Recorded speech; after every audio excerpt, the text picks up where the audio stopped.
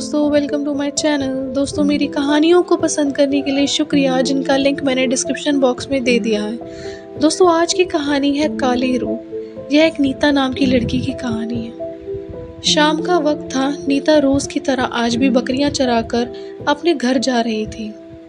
हाँ, वो लोग बकरियां पालते थे और मिट्टी के बर्तन भी बनाने का काम किया करते थे।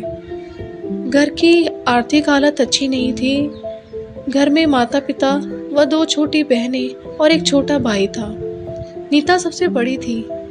वह 17 साल की होने को आई थी, पर स्कूल का मुंह अभी तक नहीं देखा था उसने। नीता अनपढ़ थी वह, लेकिन उसके सभी भाई बहन स्कूल जाते थे। रंग बिल्कुल काला, असाधारण सा रूप लिए नीता रोज बकरियां चराने का काम करती।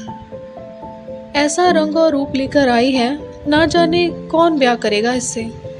माँ बाप, आस पड़ोस सभी से इस तरह की बातें सुनना नीता के लिए आम बात हो गई थी। नाम तो नीता था, लेकिन सभी उसे काली कह के पुकारा करते थे। हमेशा ही उदास देखा था मैंने उसको। दिन भर वह घर के कामों में माँ का हाथ बटाती, मिट्टी के बर्तन बनाती और रोज शाम बकरियां चराने जाती। बस यही दिनचर्या थी उसकी। कोई सखी सहेली भी नहीं थी। अपनी हम उम्र की लड़कियों के लिए भी वह हंसी का ही बहाना थी। पर हर साल पूरे भारत में 9 दिनों की शारदीय नवरात्रि श्रद्धा के साथ मनाई जाती है। नवरात्रों में हर साल गरबा नाच किया जाता था। पूरी कॉलोनी में 9 दिनों तक चहल पहल रहती। नवरात्रों में रोज रात को माँ दुर्गा के सामने गरबा और तरह तरह के नाटक पेश किए जाते। आखिर में आरती होती और प्रसाद बांटा जाता। बड़ा ही सुंदर और भक्ति से भरपूर मनमोहक नजारा होता नवरात्रि के दिनों में। रोज नाटक नाच होते, जिसमें लड़कियों को देवी का रूप धारण करना होता। कभी माँ दुर्गा, कभी माँ सरस्वती, तो कभी माँ काली। साल में यही समय था जब मैं नीता को बहुत खुश देख पाती। हमेशा उदास रहने वाली नीता नवरात्रों में हमेशा खुश दिखाई दिया करती थी, मानो जैसे उसके पर लग गए हों। क्योंकि जब काली माँ का रूप धारण करना होता तो नीता को ही चुना जाता, जिस बात से उसे बहुत खुशी होती। नीता को नाचने का शौक था, इसलिए जब उसे खुद के नाच को पेश करने का मौका मिलता तो खुशी से उसके पांव जमीन पर न टिकते। वह भी माँ काली के रूप में स्वयं को इस तरह नाच करती कि देखने वालों को लगता कि स्वयं माँ काली का शक्ति रूप प्रकट हो गया हो। उसे उस रूप में देखकर मुझे उसमें एक अलग शक्ति का एहसास होता। और इस साल तो उसे सबसे अच्छे नाच का इनाम भी दिया गया। वह इनाम पाकर बहुत खुश हुई और उन दिनों उसे अपने काले होने पर गर्व महसूस हुआ।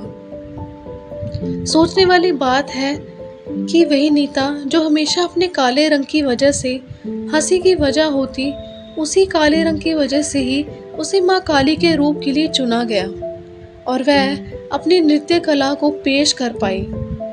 कमी नीता में नहीं, उन सभी लोगों की सोच में थी जो उसके काले रूप का मजाक बनाते थे। क्या आपको भी खुद पर गर्व महसूस होता है? क्या आप भी अपनी शारीरिक बनावट, रंग रूप की तुलना किसी दूसरे से करते हैं? इंसान की आदत तो तुलना करने की ही होती है, और कभी कभी हमारी ये तुलना करने की आदत खतरनाक रूप ले लेती है और तुलना से पैदा होने वाली नफरत हमें और दूसरों को जीने नहीं देती है। इसमें इंसान खुद को छोटा समझने लगता है। रूप, रंग, कदकाठी तो भगवान से हमें मिलते हैं और यह हमारे हाथ में नहीं है।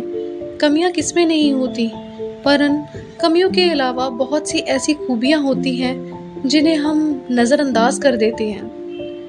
नो वन इज़ परफेक्ट, यह अंग्रेजी कहावत बिल्कुल सच है। कोई भी पूरे तौर पर बढ़िया नहीं है। आपको पता है कोई भी बढ़िया क्यों नहीं है? क्योंकि हमें ये याद रहे कि हम सभी एक समान हैं, ताकि हम हर इंसान का सम्मान कर सकें। हर इंसान में खूबियाँ होती हैं, हुनर छुपे होते हैं। हमें अपने अंदर छुपी खूबियों को तलाशना है। अंत अपनी विशेषताओं पर काम करिए, खुद को आगे बढ़ने का मौका दीजिए। आपको आगे बढ़ने से कोई नहीं रोक सकता। याद रखिए, रात अगर काली ना हो तो हमें सुबह के उजाले का एहसास भी नहीं होगा। इस ब्रह्मांड में चांद और तारे हमेशा अपनी जगह में रहते हैं, पर दिन के उजाले में उनका कोई मतलब नहीं होता। चमकने के लिए उन्हें अंधेरी काली रात ही चाहिए। तो रात का काला होना उसकी खूबी है ना, कि कमी? हर इंसान अपनी कमियों और खूबियों के साथ अपने आप में बढ़िया होता है, खूबसूरत होता है, विशेष होता है और सम्मान का हकदार होता है। तो दोस्तों, इंसान की पहचान उसके रंग रूप से, उसकी कद काठी से, उसके शारीरिक बनावट से या उसके कपड़ों से नहीं होती। इंसान की पहचान उसके अंदर छिपे खूबियों के, उसके गुणों से होती है। तो हमें भी किसी को उसके रंग रूप से जज नहीं करना चाहिए। हर इंसान अपने आप में एक समान होता है, और अगर आप में ऐसा विचार है तो आप भी दूसरों से अपनी तुलना कभी ना करें। ऐसा मत सोचिए कि मेरा रंग ऐसा है या मैं दिखने में ऐसा हूँ। आप में भी कोई ना कोई विशेषता ज़रूर है। उस गुणों पर काम करें, आप भी चमकने लग जाएंगे। तो दोस्तों, आई होप आपको मेरी कहानी अच्छी लगी हो। अगर कहानी अच्छी लगी तो लाइक करें, शेयर करें, सब्सक्राइब करें मेरे चैनल को, जिसका नाम है माई स्टोरी वॉइस। कमेंट में ज़रूर लिखिएगा कि आपकी क्या राय है इस कहानी के बारे में। क्या आप मेरी राय से सहमत हैं या नहीं? तो चलिए मिलते हैं अगली कहानी में अगली बार, नए विचार, नई स्टोरी के साथ। Thanks for watching and listening my story. Thank you so much for watching.